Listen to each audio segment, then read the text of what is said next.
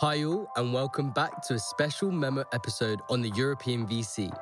This time, we dive deep with Acrobator Ventures' first fund, and we can't wait to build the most kick-ass operator LP syndicate into them in the EUVC investment club. Do sign up to join the movement on theeuropeanvc.com.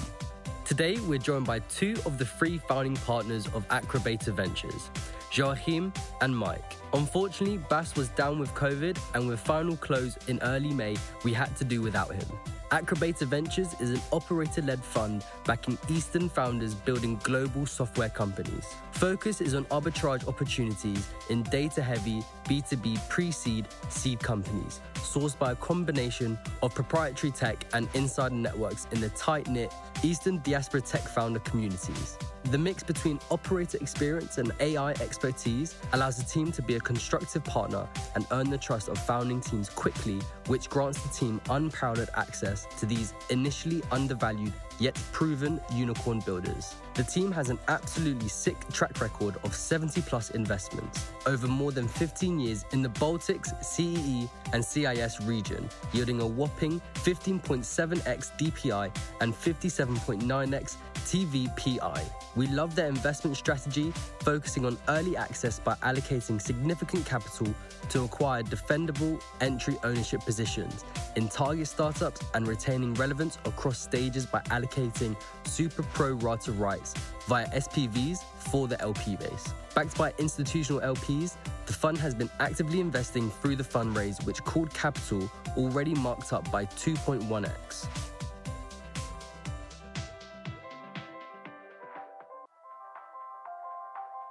Have you ever wondered how you can use relationship analytics to spot the next European unicorn?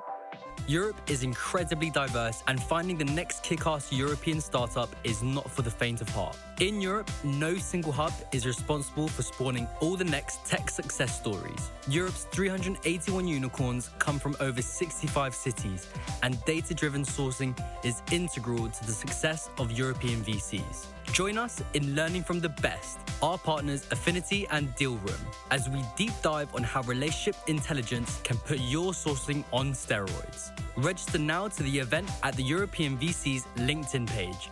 The event will be held online on the 7th of April at 7 p.m. Central European Time. Tickets are free, but limited, so grab them while you can.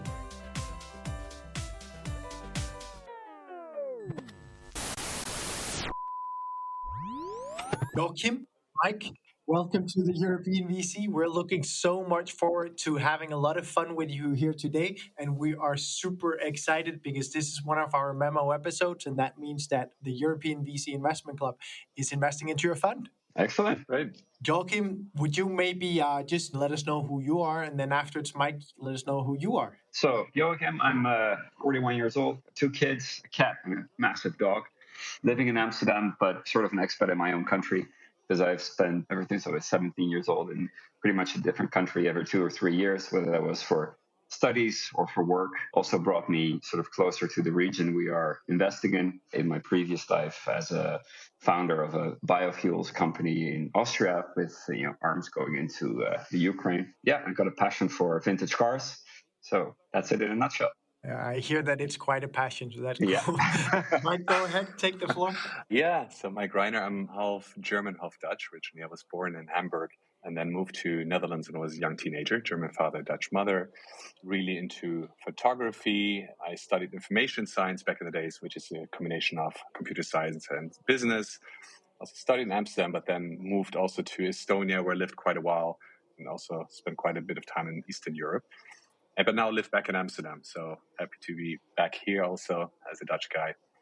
Yeah, Mike, that's funny. You just brought me back to one of the funnest trips of my life. It was in Hamburg, where we managed to find this weird restaurant / bar, whatever that was, that had picklebacks, which is quite hard to find in Europe. Thank you for that. That's cool.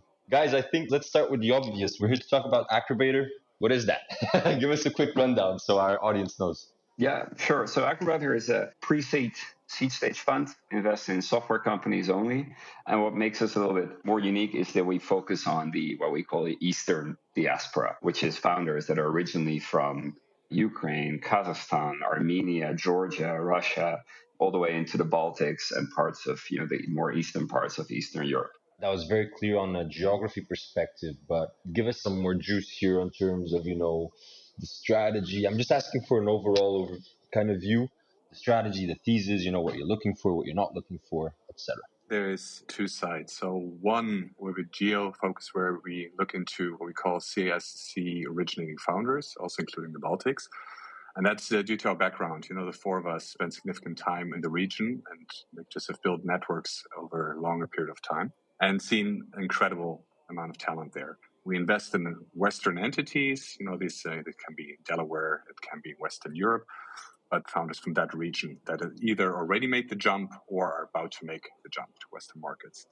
So that's one side, what's important to us as a fund. And the other side is we have two core competencies. So we focus mostly on B2B data intensive companies. That's also due to our background in artificial intelligence. Our tech partner, Ramon, has a long background in AI. He's been lecturing artificial intelligence and he's been a CTO of Global Orange for more than a decade. And so we can go very deep on the technology, and data is very important to us. So typically when we talk to startups, we really look into what's their data strategy, how do they build those data moats and create a competitive advantage there. So that's very important. And then we have one more core competency in the fund, and that's primarily due to Buzz, and that's growth marketing. Buzz has been the CMO of a few big companies and has also developed his own growth marketing methodology. That's another lens through which we look at analyzing companies and also value add in supporting companies. Yeah, and maybe going back on why we actually picked this thesis. From my family side, we've been in VC since the late 70s, and we've been investing in that region since about 1991, 1992, just after the fall of the wall.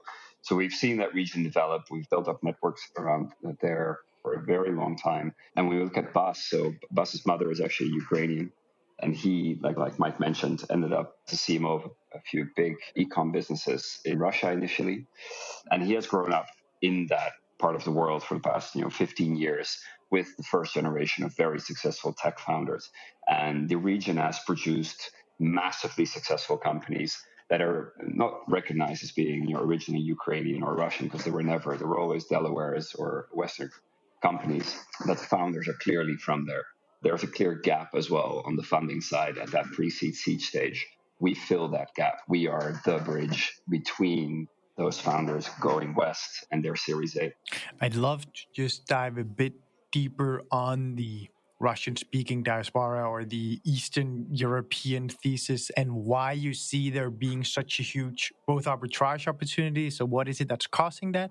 But also the talent there and what's happening there in these years. Everyone knows that there's a lot happening right now, but also over the last 5-10 years, a lot has happened. Yeah, I think a few things. So one is there's incredible tech talent in the region. What you'll see is that a lot of companies that are now like Western companies are originally founded also by Baltic founders, like founders, Russian founders. And a lot of times also people don't even know about it, right? That those companies originally from those regions. I mean, good examples, if you look at Baltic companies, for instance, is Wise, right? They're based in London now with Estonian founders. So that's an incredible team. Even companies like WhatsApp, right? Russian co-founders. So there's so many large companies that come out of the region. And you see that oftentimes early on, those networks are way harder to access. So which goes both ways. It's often harder for those founders to access capital, but it's also harder to access those networks and get to the right founders, because oftentimes those are very close-knit groups, very trust-based. And so you often really get into fine introductions and people and you've built relationships over a long period of time. That makes a huge, huge difference. So when we talk about arbitrage opportunities, what you see is that typically those founders also, they raise at a lower valuation initially. It's very much the network based where it's introductions and you get to know to someone and be able to get into the round. That's something that's not easy to establish. It really basically requires also introductions of, for instance, people that you've already known for more than 10 years, and that it's slowly got to know. So that's important to us. It also means that the way we source our deal flow is primarily via our networks, very network driven. That's how we structure the fund. Yeah, and I think it's a bit difficult, and our audience may have heard that today, that it's difficult to separate the investment thesis from the team here, because everything here is very, very closely connected in that what really brings the four of you together is that you are all so experienced in this region and have built up those networks. And then at the same time, you apply a lot of technology and AI to that, which we'll talk about later. But I'm curious if you would just take us through, we've heard you two a bit, but also about Bas and your other GP that's coming on, Ramon. I'd love to hear a bit further about how you complement each other and why you've invested for so much time in this region. Yeah. So let me first introduce Bastian a little bit more in detail. So we mentioned already that he speaks the language, first of all, which is not unimportant. He really rose in the ranks or in the spotlight, let's say, in Russia in the early 2000s as a CMO of a few very large e-com businesses, amongst which also Ozon.ru, which is one of the bigger companies there. He later on, from his CMO role, started his own growth hacking company and also co-founded one of the more successful travel companies within Russia for a secure package operator. And that's where sort of he really got into that pretty unique network. About halfway through that angel investment career, we set up a syndicate to do some co-investments alongside Bas. And those have been very successful. So that was sort of the first iteration of what is now Acrobator Ventures. Ramon, he comes out of the academic world. He was an assistant professor at the University of Delft, teaching AI and ML, also has an electrical engineering background, computer science, and for the past 12 years was the CMO of a large Dutch SaaS development company, where he stood at the helm of about 160 developers across Eastern Europe. So his knowledge on tech is essential when we're talking about making investments in deep tech companies. And when we talk to these companies, you have a rapport with the technical founders that you otherwise lack. So we were Bas with his growth marketing background, Ramon with his tech. I come more from the VC background, so really structuring the fund, structuring deals, bringing a lot of professionalism into the fund. And then when we sort of officially launched the fund mid of 2021, since the beginning of 21, we already were working together with Mike. And I think what Mike really brings to the table is, he's got a vast experience on the pre-seed level, given his time at Estonia, at Startup Wise Guys. And he'll tell you a bit more about that. Yeah. I lived 5 years in Estonia. So back in was beginning of 2012 when I moved there originally, and I met an investor with a partner in London. We're just in the process of setting up Startup Wise Guys, and we decided to do it together. And I was running the accelerator for 3 years, and obviously, the way the accelerator works is you see an incredible amount of early stage deal flow. A year into the accelerator, we decided to focus on B2B. So initially it was B2C and B2B technology agnostic. So a year in, we decided to focus on B2B, what we call business tech. So investing in a lot of B2B companies. In my time, I invested around less than 40 companies. The accelerator now has more, I think it's 275 portfolio companies at this stage. It's been growing really, really nicely, and Cristobal has done an amazing job to scale this further in Europe. And after, I spent also a bit of time in Latvia, moved to Berlin, was traveling a lot in Eastern Europe in particular, looking for interesting deals. I also co-founded then a network called CityEye, which grew into 80 cities, where we worked with early stage AI founders and sharing their knowledge and what works and what doesn't work in AI, which helped us a lot to source also early stage and see what's going on in artificial intelligence. Out of this also came a conference called World Summit AI. Basically, the four of us, I think, is a very, very nice combination of understanding of artificial intelligence from the technical side from Ramon, my background, Eastern European angle, where we see an incredible amount of talent that we're very lucky now to be able to double down on. It's interesting because me from the outside, looking into what you guys are doing, it feels like you guys are covering a big region, right? And keep in mind, I come from Portugal, right? Portugal is a small country in the tail of Europe. And when I speak to national VCs about, expanding internationally, they're always like very wary of it, right? Of going into Spain, and that's the small region. So it might give this feeling that, oh, that's a big, big region. And I think the most interesting way to go about understanding how you guys manage to cover it through your network, through your connections, through past experience, is actually talking about your past experience, right? The track record that you guys already have, even though this is a fund one. So I'd love to throw that out there and hear you give us some examples and explain how you make that work. Well, I can say from a region side and the size of it, Like Mike mentioned, we're very much focused on our networks, developing our networks, and also the founder groups we are part of. So Bas, because of his background in tech as well, he's considered a tech founder in the region. So he's part of the inner circle there. So that gives us a pretty unique access that you otherwise don't. The networks that we're in are also very efficient. And maybe a small anecdote to that is like if you invest in Armenian founders, you quickly find out that diaspora, it doesn't really matter where they are. They're super, super, super well connected.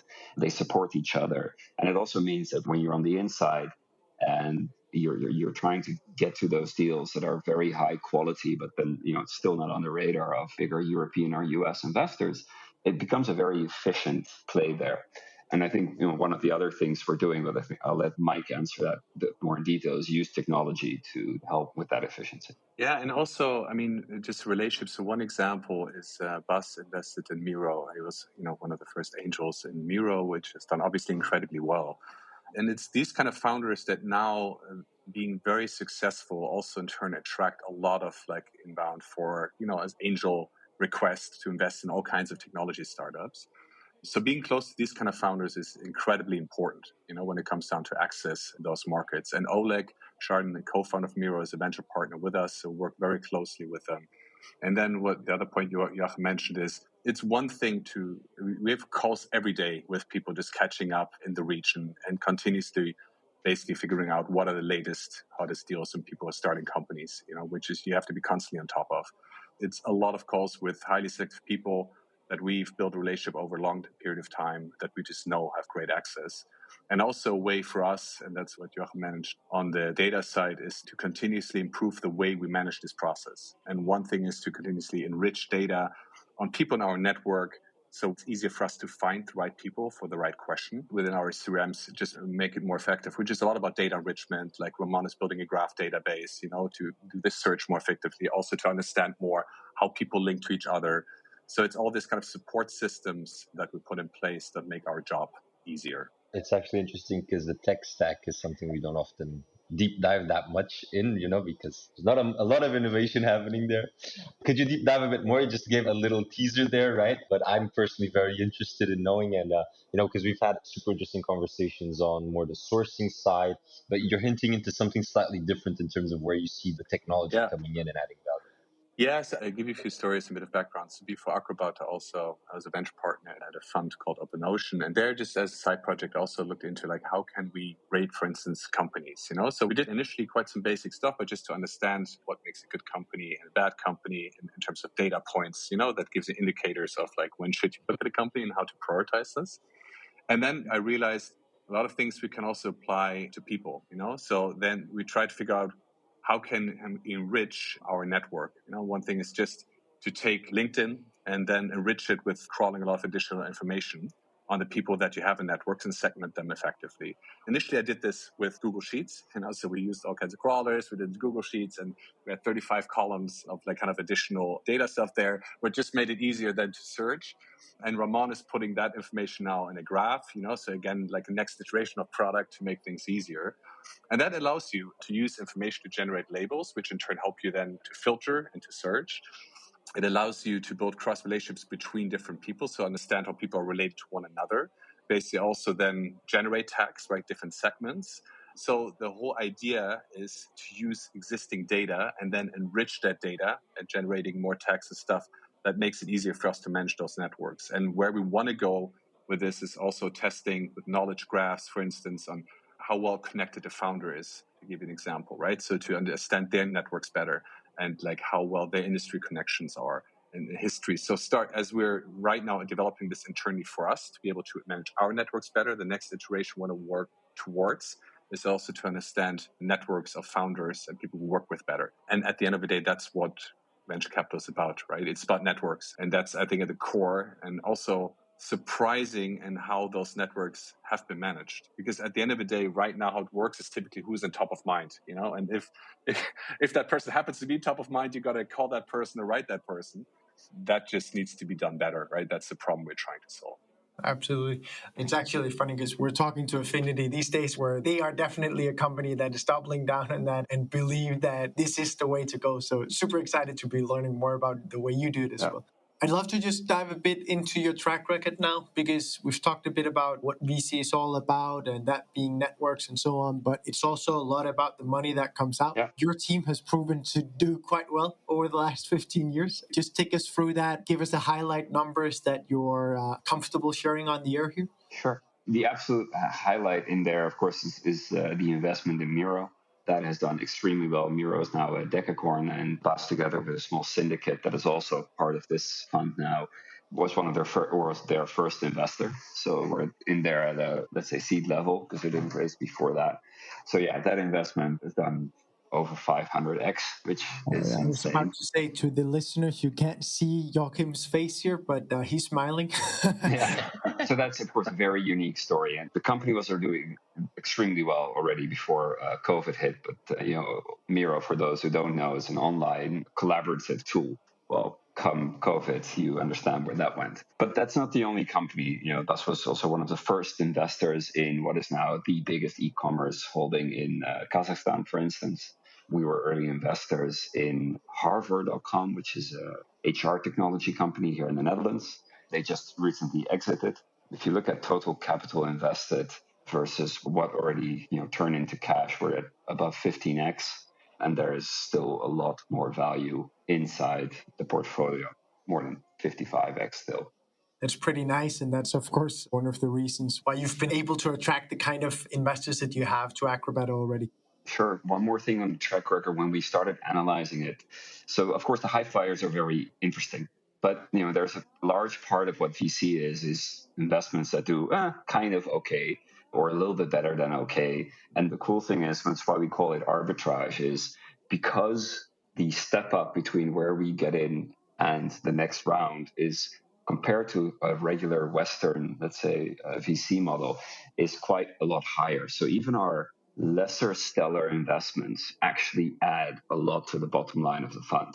And since it's about returning capital to investors and doing a multiple of that, that's actually where a big part of the return comes from as well. And then when it comes to the types of investors we've attracted, that is partly due to indeed track record, but also to do with how we have positioned ourselves as a fund. That's also why we like the European VC a lot. When you're talking about democratizing access, we looked at it from our side as well. What can we do as a fund that is different and allows for our LPs to retain access all the way to pre-IPO in companies, which normally when you invest in a VC like ours, the fund size allows for maybe one or two follow-ons and then that's it.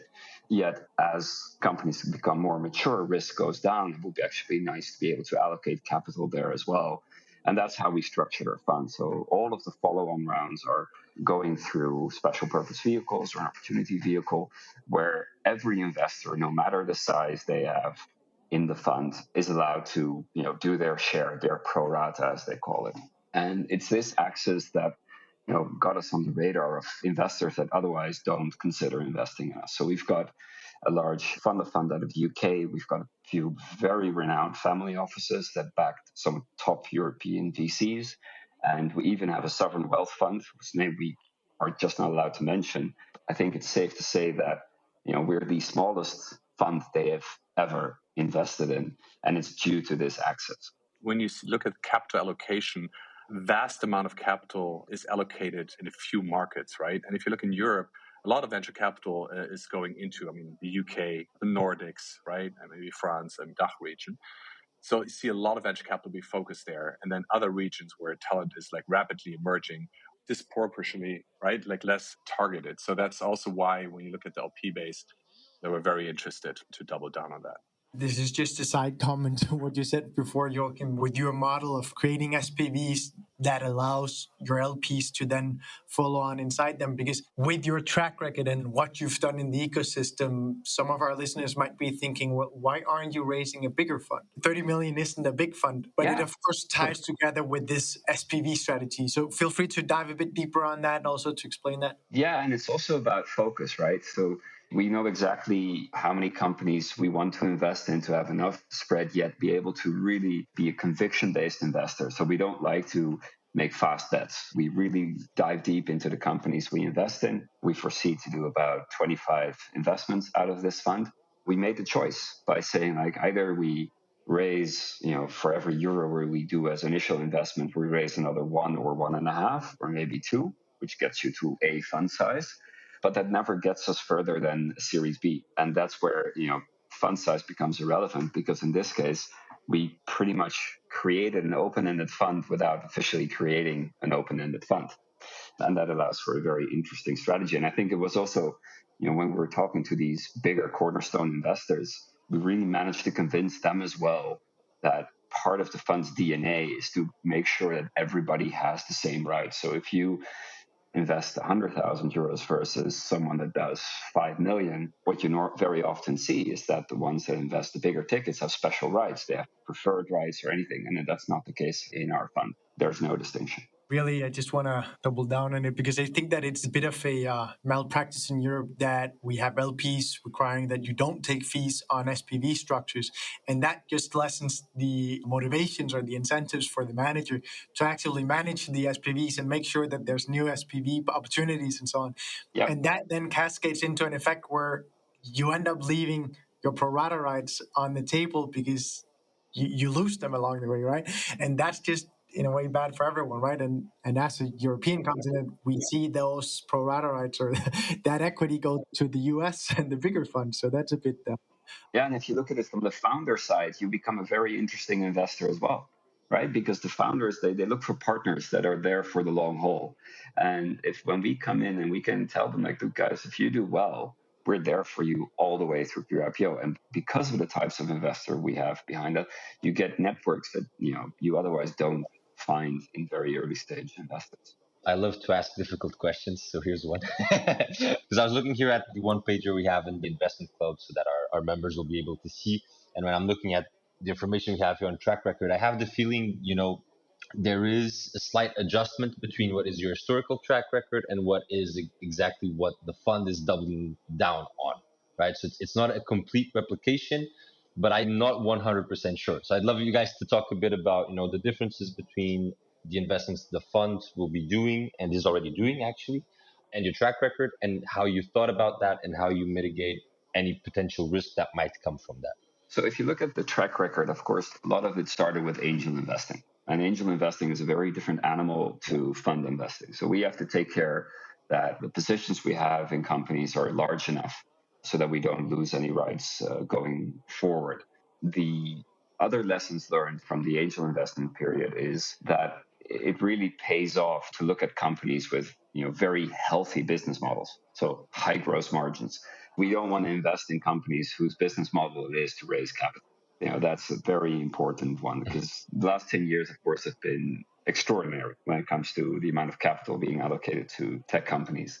But you don't want to be in a company who just stops functioning because they can't raise anymore. So that's a big lesson learned from within the portfolio of prior investments. The other big thing is, and it's of course a very open door, but is team. We were very, very focused on complementary founders within teams and the networks they're in, because that's where we invested. There's a saying, like, you much rather invest in an A team with a B product than a B team with an A product. We now also look much, much closer into markets, which is always a bit tricky one, because I think you mentioned angel investment philosophy, there markets can be smaller for you to make a really nice return. And in our case, we have to look into like a 50x potential of the startup for our fund economics to work, right? So we're way more harder towards ourselves in making those decisions, where previously those decisions you could make easier. We also, another thing we mentioned is the data side, when you were asking for the growth of the fund and where we are. Just organically, we started looking more and more into the data strategy of the startups.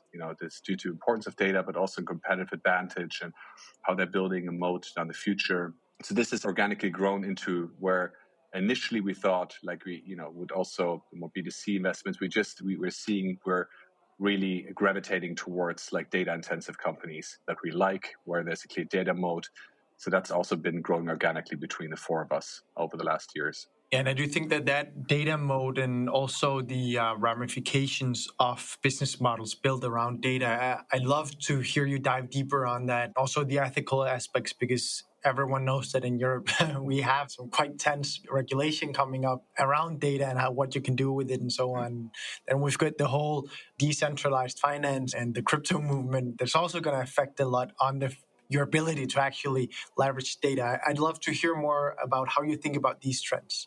I think what is interesting, I mean, if you look at Europe, right, with GDPR as an example, is that you can also use what you may call limitations to your advantage. So I think when it comes to European AI, there's an opportunity in focusing on regulation, in this case that we have here, to build companies around, where then, for instance, US competitors would have a way harder time. So I think there's this opportunity of, let's say, European AI companies that can be built slightly different internationally. When you look in a broader way, compliance is a massive opportunity, and there we actually love that space, looking at several companies there, where there's so much opportunity because constantly things are changing.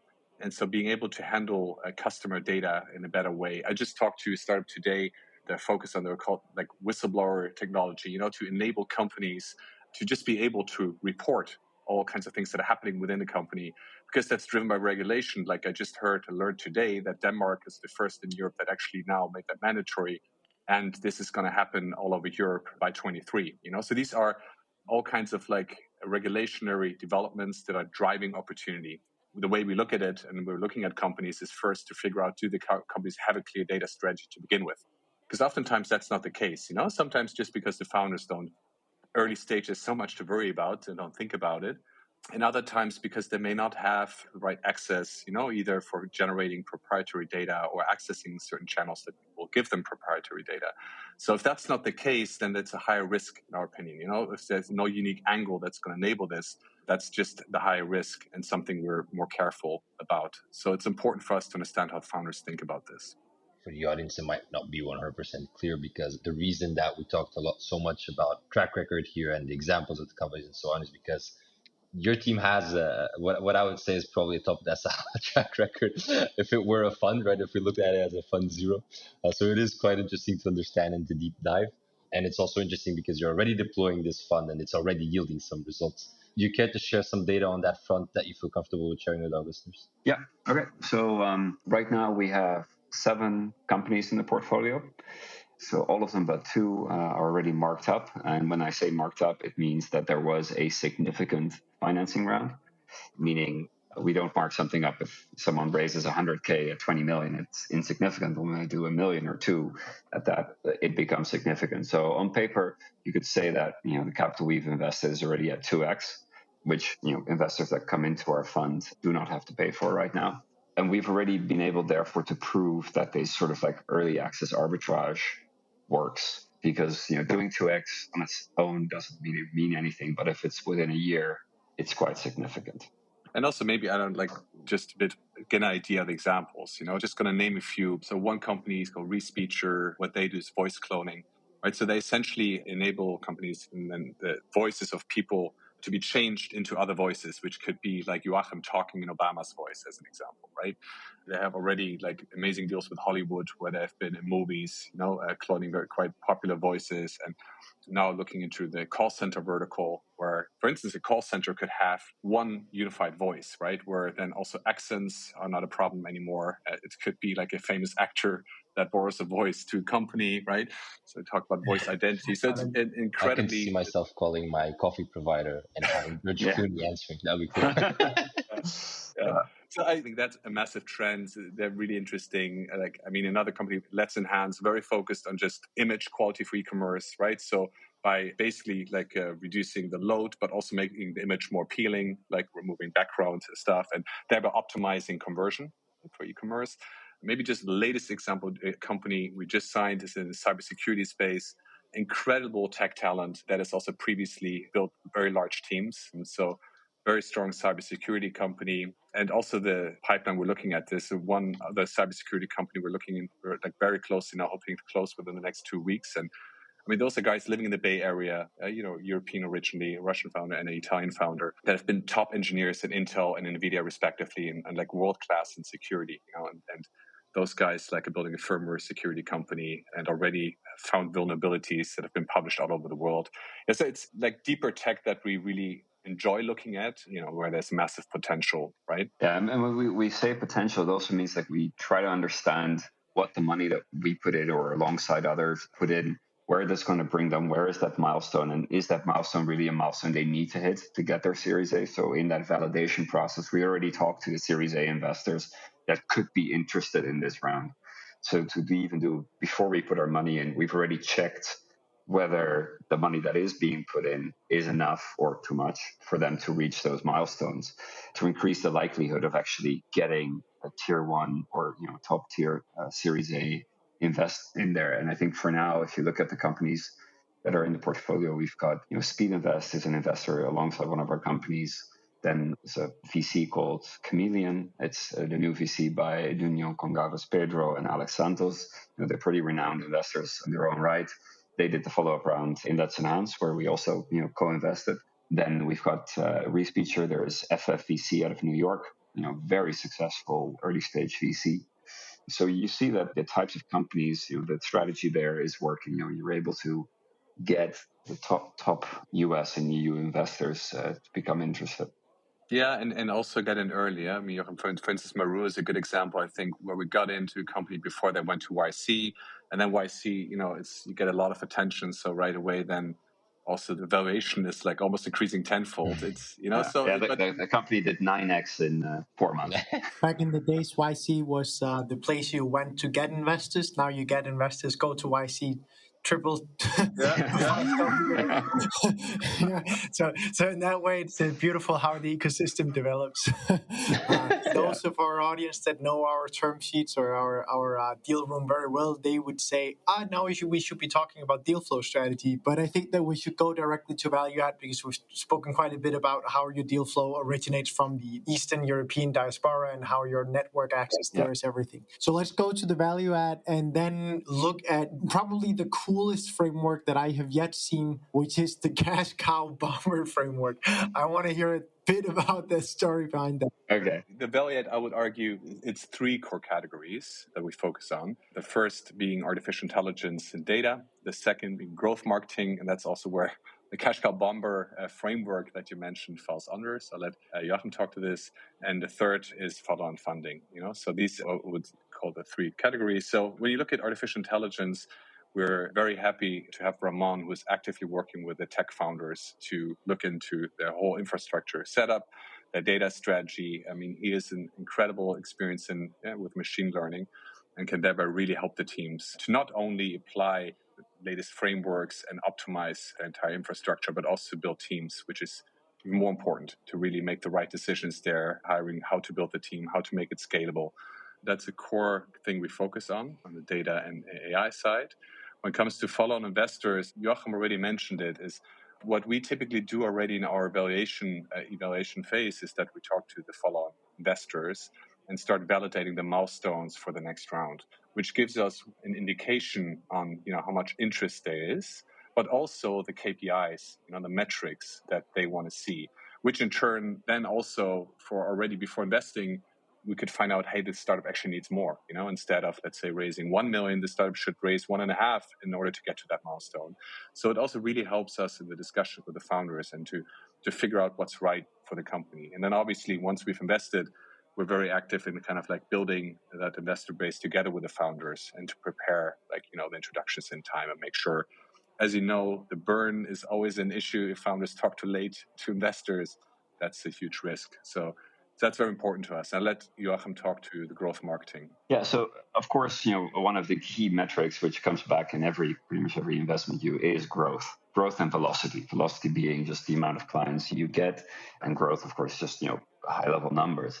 If you then zoom into what a company raises, the amount of capital, then very often a big part of it, say anywhere between 20 and 40%, is dedicated to, in general, marketing. Not every founding company has very deep marketing expertise, and the cash cow bomber is a tool set, let's say, that allows us to go through a company and what they're doing currently or what they're planning to do and understand all the different aspects of marketing, which is the acronym Cash Cow Bomber, and I'll go through a few of them, is to understand where are the things that have the highest impact for the least amount of effort. Because you can only spend that dollar once. And that's where, the Cash Cow Bomber comes in. And it's actually also supported by a team outside of the fund itself that, these founders can rely on if they need any support at one point during the early stages of the development of their marketing efforts. And Bas developed this over, more than, I think, a decade and a half, being the CMO of these large companies in Russia. And also, he worked at lastminute.com in the UK. So he has a very deep understanding about all the aspects that come into, growth hacking and growth marketing. He will run through all of these like context advertising, affiliate marketing, search engine optimization, human interaction, all the different touch points that have to do with getting a brand out there with the founders and the founding team. And even before we invest, we try to at least make them understand what we do there and how we do it, so that they themselves can measure the impact of it. And that's how the Cash Cow Bomber came to be and is being used wherever it can. It's actually good that Bas is not in the call for the sake of time for the recording. It would be another hour, I guess. Yeah. He can explain very well, but he loves to go into detail there, so we could do a separate session.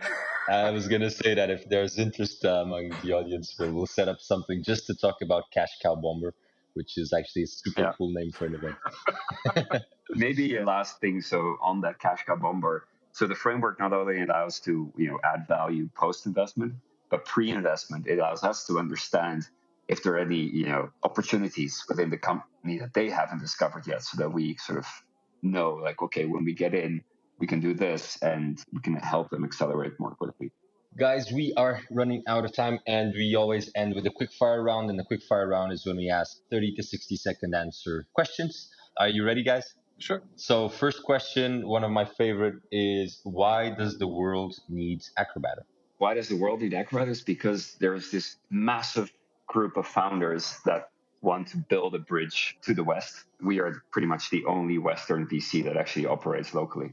And with the operator background, that can actually hands-on help the startups. Second question, why do the very best founders, sometimes those that are oversubscribed and you need to fight for those rounds, choose you over others? Oftentimes, I would say it's because we get introduced by very trusted people. So either we already know them, or we get introduced by people that trusted and often quite credible and close friends of theirs. So that helps a lot as to why we get in. And then the background of the four of us, where we can really help the startups, is the second point. The reality is as well that when we're looking at teams within those regions, they might be oversubscribed, but it's the quality of the investors that counts. When they have to choose local money versus Western, it's a very easy choice. Third and final question. God knows how many emerging fund managers out there, not only in Europe, but worldwide.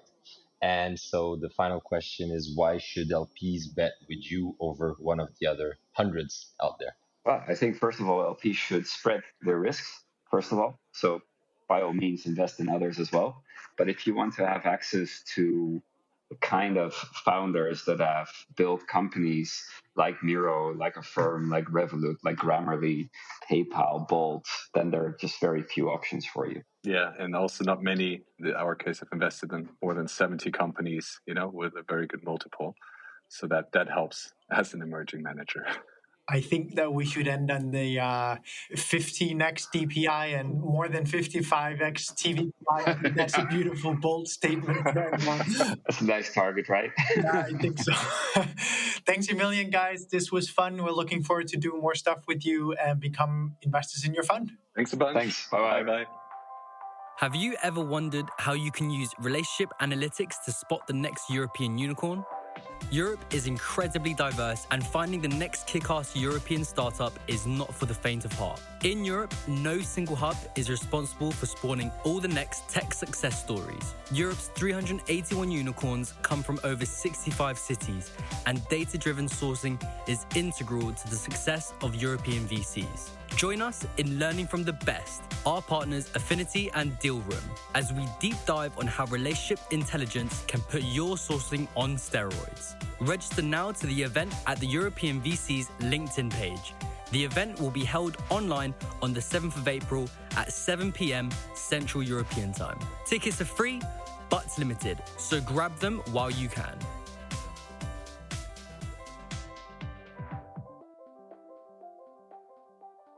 Thank you for listening to this week's episode of the European VC, your podcast for insights into the European VC industry. If you love our show, do drop us a review, share it with your friends, and join our Slack community at theeuropeanvc.com/community. And don't forget, if you would like to suggest topics or guests for future episodes, join our community and help make the best pod for everything European VC. And if you are about to raise a fund or an international round, do let us know and we'll be happy to introduce you to relevant investors.